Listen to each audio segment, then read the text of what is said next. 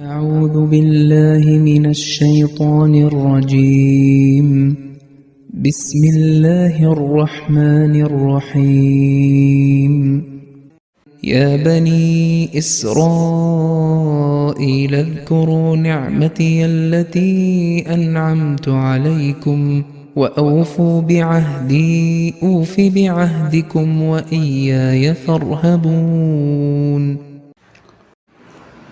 അസ്സലാമു അലൈക്കും വറഹ്മത്തുള്ളാഹി വബറകാതുഹു. സൂറ ബഖറയിലെ 41-ാമത്തെ ആയത്താണ് നമ്മളിപ്പോൾ കേട്ടത്. അതിൻ്റെ അർത്ഥം ഇപ്രകാരമാണ്: ഇസ്രായേൽ സന്തതികളെ, ഞാൻ നിങ്ങൾക്ക് നൽകിയിട്ടുള്ള എൻ്റെ അനുഗ്രഹത്തെ സ്മരിക്കുക, എന്നോട് ചെയ്ത കരാർ നിങ്ങൾ പാലിക്കുക, എന്നാൽ നിങ്ങളോടുള്ള കരാർ ഞാനും പാലിക്കുന്നതാണ്. നിങ്ങൾ എന്നെ മാത്രം ഭയപ്പെടുക. ഈ ആയത്തിൽ യാ ബനി ഇസ്രായേല എന്ന് അഭിസംബോധന ചെയ്തുകൊണ്ട് ഇസ്രായേൽ സന്തതികളെ എന്ന് വിളിച്ചുകൊണ്ട് അള്ളാഹു ഓർമ്മിപ്പിക്കുകയാണ്, എൻ്റെ അനുഗ്രഹം സ്മരിക്കുക. അതിൻ്റെ കൂടെ തന്നെ വീണ്ടും ആവർത്തിച്ചു പറഞ്ഞു, ഏതൊരു നിയമത്താണോ ഞാൻ നിങ്ങളുടെ മേൽ ഇറക്കിയത് ആ നിയമത്തിനെ സ്മരിക്കുക.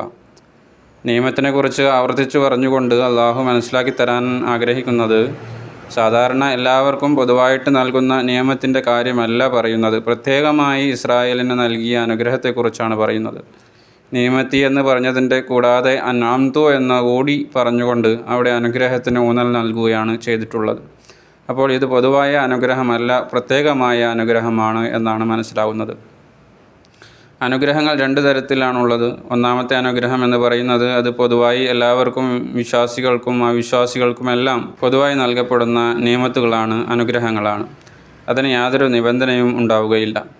എന്നാൽ രണ്ടാമത്തെ നിയമത്ത്, അനുഗ്രഹം എന്ന് പറയുന്നത് അള്ളാഹുവിൻ്റെ പ്രത്യേക ദാസന്മാർക്ക്, അവൻ്റെ വിശ്വാസികൾക്ക്, അവനോട് കരാർ പാലിക്കുന്നവർക്ക് അവൻ പ്രത്യേകമായി നൽകുന്ന അനുഗ്രഹങ്ങളാണ്. അപ്പോൾ ഇവിടെ ആ പ്രത്യേകമായി നൽകപ്പെടുന്ന അനുഗ്രഹത്തെക്കുറിച്ചാണ് പ്രതിപാദിക്കുന്നത്. എന്ത് അനുഗ്രഹമാണ് ബനി ഇസ്രായേലിന് പ്രത്യേകമായി നൽകിയത് എന്ന് പരിശോധിക്കുമ്പോൾ, സൂറ മാഇദയിൽ 4-ാമത്തെ റുക്കൂയിൽ പറയുന്ന ഒരു ആയത്തിൽ അള്ളാഹു ഇങ്ങനെ പറയുന്നു: വൈദ് ഖാല മൂസാ ലിഖൗമിഹി യാ ഖൗമി ഉദ്കുറൂ നിഅമത്തല്ലാഹി അലൈക്കും ഇദ് ജഅല ഫീകും അംബിയാഅ വജഅലകും മുലൂകൻ വആതാകും മാ ലം യൂതി അഹദൻ മിനൽ ആലമീൻ. മൂസ തൻ്റെ ജനതയോട് പറഞ്ഞ സന്ദർഭം ഓർക്കുക. എൻ്റെ ജനമേ, നിങ്ങളിൽ അള്ളാഹു പ്രവാചകന്മാരെ നിശ്ചയിക്കുകയും നിങ്ങളെ രാജാക്കന്മാരാക്കുകയും ലോകത്തെ അറിയപ്പെട്ട സമുദായങ്ങളിൽ ആർക്കും നൽകിയിട്ടില്ലാത്തതായ അനുഗ്രഹങ്ങൾ നിങ്ങൾക്ക് നൽകുകയും ചെയ്തപ്പോൾ അള്ളാഹു നിങ്ങൾക്ക് പ്രദാനം ചെയ്ത അനുഗ്രഹത്തെ ഓർക്കുക. ഇവിടെ ഈ ആയത്തിൽ പറഞ്ഞിരിക്കുന്ന അനുഗ്രഹങ്ങളിൽ ഒന്ന്, അള്ളാഹു തുടർച്ചയായി പ്രവാചകന്മാരെ നിശ്ചയിച്ചു എന്നും മറ്റൊന്ന് നിങ്ങളെ രാജാക്കന്മാരാക്കുകയും ചെയ്തു എന്നതാണ്. മൂസാ നബിയുടെ ഈ വചനങ്ങൾ മൂസാ നബിയും ഇസ്രായേൽ സന്തതികളും ഫിറഔൻ്റെ അടിമത്തത്തിൽ നിന്ന് രക്ഷപ്പെട്ട് ഈജിപ്തിൽ നിന്ന് ഫലസ്തീനിലേക്ക് പലായനം ചെയ്യുന്ന സന്ദർഭത്തിൽ ഫലസ്തീൻ പ്രദേശം പിടിച്ചടക്കുന്നതിന് മുമ്പായിട്ട് മൂസാ നബി അലൈഹി ഇസ്ലാം പറഞ്ഞ വാക്കുകളാണ്. യഥാർത്ഥത്തിൽ അതുവരേക്കും അവർക്ക് രാജഭരണമോ അല്ലെങ്കിൽ തുടർച്ചയായിട്ടുള്ള പ്രവാചകന്മാരുടെ ആഗമനമോ ഉണ്ടായിട്ടില്ല. അതെല്ലാം മൂസാ നബിക്ക് ശേഷമാണ് ലഭിച്ചിട്ടുള്ളത്. മൂസാ നബിക്ക് ശേഷമാണ് ദാവൂദ് നബിയും സുലൈമാൻ നബിയും ഒക്കെ വരുന്നതും രാജഭരണം ലഭിക്കുകയും ഒക്കെ ചെയ്യുന്നത്. അതുപോലെ തുടരെയുള്ള പ്രവാചകന്മാരുടെ ആഗമനവും മൂസാ നബിക്ക് ശേഷമാണ് ഉണ്ടായിട്ടുള്ളത്. യഥാർത്ഥത്തിൽ മൂസാ നബി അലൈഹി ഇസ്ലാമിൻ്റെ ഈ വചനങ്ങളിൽ കഴിഞ്ഞു കടന്നു പോയ കാര്യങ്ങളല്ല, വരാനിരിക്കുന്ന പ്രവചനങ്ങളായിരുന്നു പറഞ്ഞിട്ടുണ്ടായിരുന്നത്. ഖുർആനിൽ ഉറപ്പായും നടക്കാനുള്ള പ്രവചനങ്ങൾ ഭൂതകാലക്രിയയിൽ ഉപയോഗിച്ചതായിട്ട് നമുക്ക് മനസ്സിലാക്കാൻ സാധിക്കുന്നതാണ്. മാത്രമല്ല, ഈ വാഗ്ദാനം മൂസാ നബി അലൈഹി ഇസ്ലാമിനല്ല ആദ്യമായിട്ട് നൽകപ്പെട്ടത്. അതിന് മുമ്പ് തന്നെ ഇബ്രാഹിം നബി അലൈഹി ഇസ്ലാമിനും ഈ വാഗ്ദാനങ്ങൾ നൽകപ്പെട്ടിട്ടുണ്ടായിരുന്നു. ബൈബിളിൽ നിന്നും നമുക്കത് മനസ്സിലാക്കാൻ സാധിക്കുന്നതാണ്. അതുപോലെ തന്നെ വിശുദ്ധ ഖുർആനിൽ സൂറ ബഖറയിലെ 15-ാമത്തെ റുക്കൂയിൽ ഈ വാഗ്ദാനം ഇങ്ങനെ രേഖപ്പെട്ട് കിടക്കുന്നുണ്ട്: വൈദിബ്തല ഇബ്രാഹിം റബ്ബുഹു ബികലിമാത്തിൻ ഫഅതമ്മഹുന്ന ഖാല ഇന്നി ജാഇലുക ലിന്നാസി ഇമാമ ഖാല വമിൻ സുരിയത്തി ഖാല ലാ യനാലു അഹദിൽ ളാലിമീൻ. ഇബ്രാഹിമിനെ അദ്ദേഹത്തിൻ്റെ നാഥൻ ചില കൽപ്പനകൾ വഴി പരീക്ഷിച്ച സന്ദർഭം ഓർക്കുക. അപ്പോൾ അദ്ദേഹം അവയെ പൂർത്തിയാക്കി. അവൻ അള്ളാഹു പറഞ്ഞു, ഞാൻ നിന്നെ ജനങ്ങൾക്ക് നേതാവാക്കുന്നു. അദ്ദേഹം പറഞ്ഞു, എൻ്റെ സന്തതികളിൽ നിന്നും നേതാക്കന്മാരെ എഴുന്നേൽപ്പിക്കണമേ. അവൻ അള്ളാഹു പറഞ്ഞു, എൻ്റെ ഉടമ്പടി അധർമ്മികൾക്ക് ബാധകമാവുകയില്ല. അള്ളാഹു ഇവിടെ ഇബ്രാഹിം നബി അലൈഹി ഇസ്ലാമിന് 2 വാഗ്ദാനങ്ങളാണ് നൽകുന്നത്. ഒന്ന്, ഇബ്രാഹിം നബി അലൈഹി ഇസ്ലാമിനെ ഇമാം ആക്കുന്നതാണ്, പ്രവാചകനാക്കുന്നതാണ്. രണ്ടാമത്തെ വാഗ്ദാനം ഇബ്രാഹിം നബിയുടെ സന്തതികളെ സംബന്ധിച്ചുള്ളതായിരുന്നു. അതായത് ഇബ്രാഹിം നബി അലൈഹി ഇസ്ലാമിനെ സംബന്ധിച്ചുള്ള വാഗ്ദാനം സന്തതികളിലേക്കും വ്യാപിപ്പിക്കാൻ വേണ്ടി ഇബ്രാഹിം നബി അലൈഹി ഇസ്ലാം അപേക്ഷിച്ചപ്പോൾ അള്ളാഹു നിബന്ധന വച്ചുകൊണ്ട് ആ അപേക്ഷ സ്വീകരിക്കുകയുണ്ടായി. അധർമ്മികൾ ആവുന്നില്ല എങ്കിൽ അവർക്കും അനുഗ്രഹങ്ങൾ ലഭിക്കുന്നതാണ്. ബൈബിളിൽ ആ ഉടമ്പടി ഇപ്രകാരം രേഖപ്പെട്ടു കിടക്കുന്നു. ഉൽപ്പത്തിയിലെ 17-ാമത്തെ അധ്യായത്തിൽ 9 മുതൽ 11 വരെയുള്ള ആയത്തുകളിൽ പറയുന്നു, ദൈവം അബ്രഹാമിനോട് അരുളി ചെയ്തു, നീയും നിൻ്റെ സന്തതികളും തലമുറയായി എൻ്റെ നിയമം പ്രമാണിക്കണം.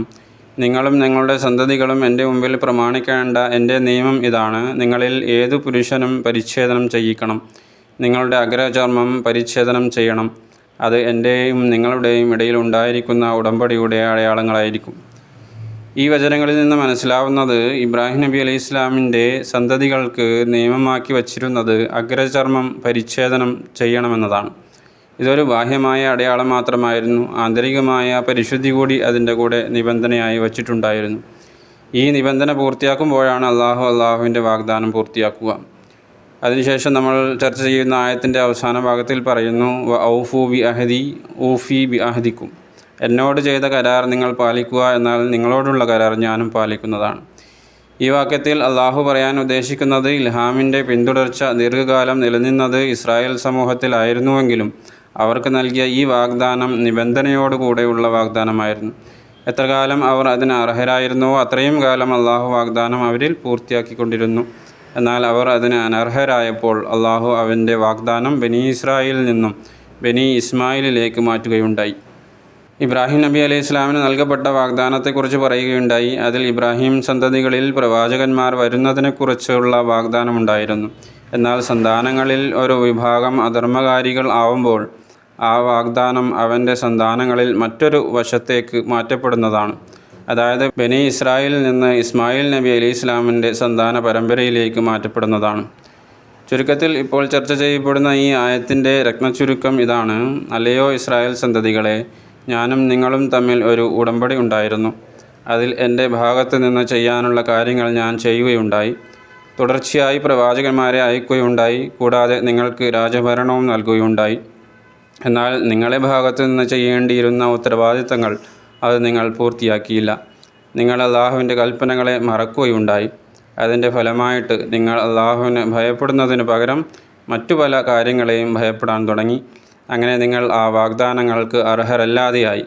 നിങ്ങൾ നിങ്ങളുടെ ഭാഗത്തു നിന്നുള്ള ഉടമ്പടി പൂർത്തിയാക്കിയാൽ ഞാനും എൻ്റെ ഭാഗത്തു നിന്നുള്ള ഉടമ്പടി പൂർത്തിയാക്കാൻ തയ്യാറാണ്. അല്ലാതെ ഞാൻ മാത്രം ഉടമ്പടി പൂർത്തിയാക്കിക്കൊണ്ടിരിക്കുകയും നിങ്ങളത് പൂർത്തിയാക്കാതിരിക്കുകയും ചെയ്യുക എന്നത് ശരിയായ രീതിയല്ല. വ ആഖിറു ദഅ്വാനാ അൽഹംദുലില്ലാഹി റബ്ബിൽ ആലമീൻ.